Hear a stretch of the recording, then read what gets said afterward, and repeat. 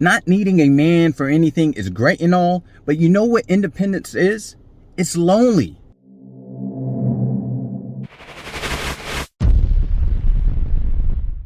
So today I want to talk about a topic that may be a little controversial, but this needs to be discussed. This may trigger some of y'all, but don't comment nothing crazy unless you watch the video all the way through.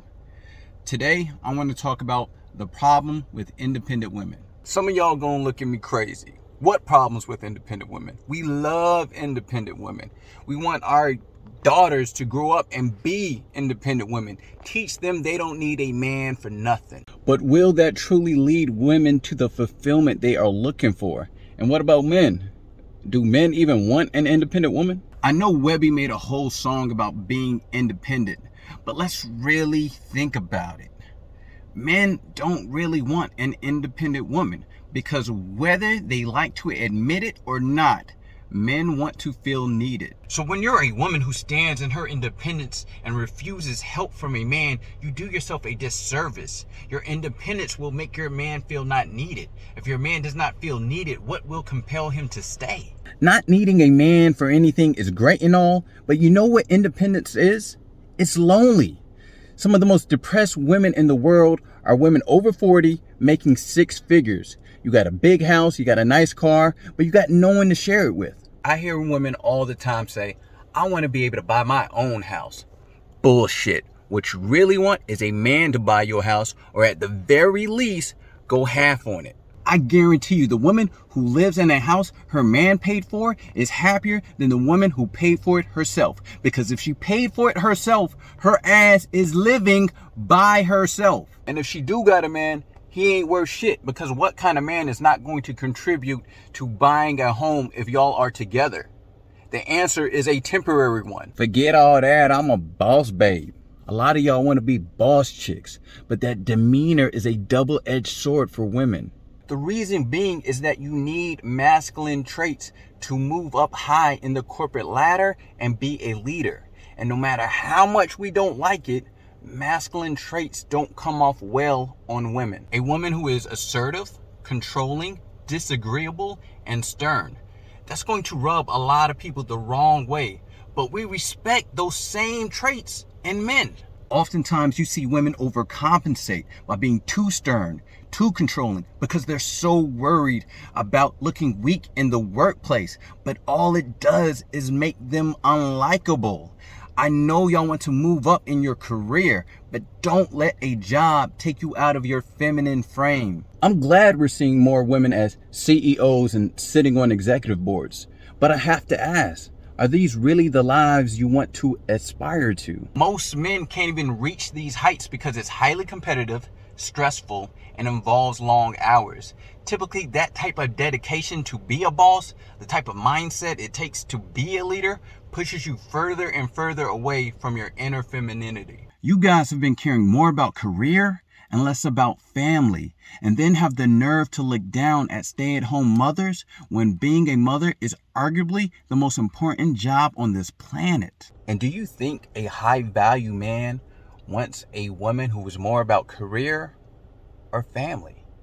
He already has money. He doesn't need your money. What he needs is someone to make his house a home. Y'all want to boast about being a breadwinner, but then turn around and don't want a man who makes less than you. And okay, there's some women who don't mind dating a man who makes less, but then you go on vacation with your man, and then you lie about who actually paid for the trip. My man took me to, no he didn't. He ain't got money like that. That nigga work at Kroger, and he the only one who would put up with your independent mindset. He was looking for a sugar mama. You seen those relationships where a woman discreetly slides her man the card so everyone can see him pay instead of her? Now, if independence is what you really wanted, you wouldn't be so shy about who's paying for the date. It's a group of couples going out to eat, and you're the only woman who pulled out her card to pay. Why? Because you're an independent woman. There's another name for you, but I'm not gonna go there. You want a man who will lead, but you're steady competing with men to show you can be more masculine. You want to be mentally tougher. You want to earn more. You got a gun, so you feel like you don't need a man for protection. No one is saying that's a bad thing, but you're shining in all the wrong areas. You're so hell-bent on outdoing men, on being a man, he feels like you don't need him for shit. You're man enough for the both of us now. I know y'all don't want to hear it from me, but women have lost the art of femininity. Femininity is actually your biggest strength, but y'all treat it like a weakness. Y'all too busy trying to be the best man you can be. Y'all forgot how to be a woman. Being the best woman you can be isn't about proving you can do what men can do. It's about being feminine. You guys have lost sight of the benefits of being a feminine woman. Women have the advantage of men wanting to come to their aid. We want to help you with the groceries. We want to pick up the check on a date. That makes us feel good. Women, on the other hand, don't feel good about picking up the check on a date, paying all the bills. They don't want that. And I don't have an issue with women getting money. Please, go get your money. But it's the mindset that comes along with it. This idea that now that I have a career, I don't need a man for nothing. You think independence is strength when real strength is recognizing your weaknesses and understanding that you need someone with you. We all do. These boss women, these independent women, always end up with these feminine men and then wonder why. It's because masculine women attract feminine men. Feminine women attract masculine men. That ain't gonna change. That's why y'all end up with these men who are pushovers, these non-assertive men, these men who follow you around saying, yes, babe, anything you want, babe. No one wants that kind of relationship. You know, they demonize the damsel in distress trope in Disney films. But let me tell you, men love coming to the rescue of a woman. If it's raining outside and y'all left the umbrella in the car, let that man run in the rain and get that umbrella. Let him pick up the check. I know you got it, but let him handle that. It doesn't even have to be nothing big. It can be something as simple as letting a man open up a jar of pickles for you. Let that man feel useful. He trying to help you with the groceries and your masculine ass talking about, I got it. Chill.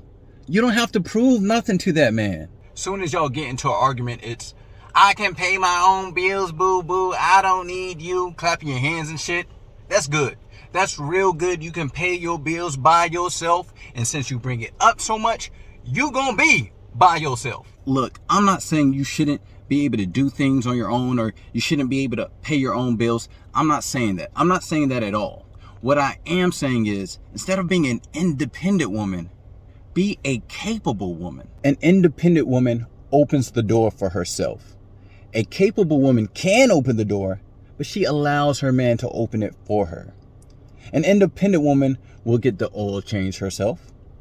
A capable woman will let her man change the oil for her. You see the difference here? Who's really winning in this scenario? I picked the capable woman myself. Sit back in your feminine glory and let your man handle that. Listen, it's okay not to be in control all the time.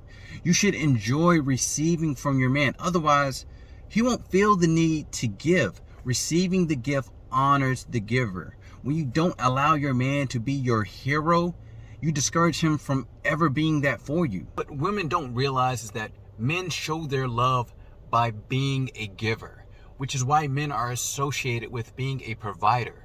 So when you sit there and say, I don't need this and I don't need that, what you're telling him is that you don't need his love. Men need someone who welcomes their help, someone who welcomes their assistance, someone who makes them feel like a needed component in the relationship. Oh, I know I'm gonna get some heat for this one. This might have triggered some of y'all, but y'all had to hear it. Let me know what you thought of the video. What points did you agree with? What points did you disagree with? Leave your comments below and let me know what you thought. And if you got anything out this video, hit that like button. This is Agree to Disagree. I'm out.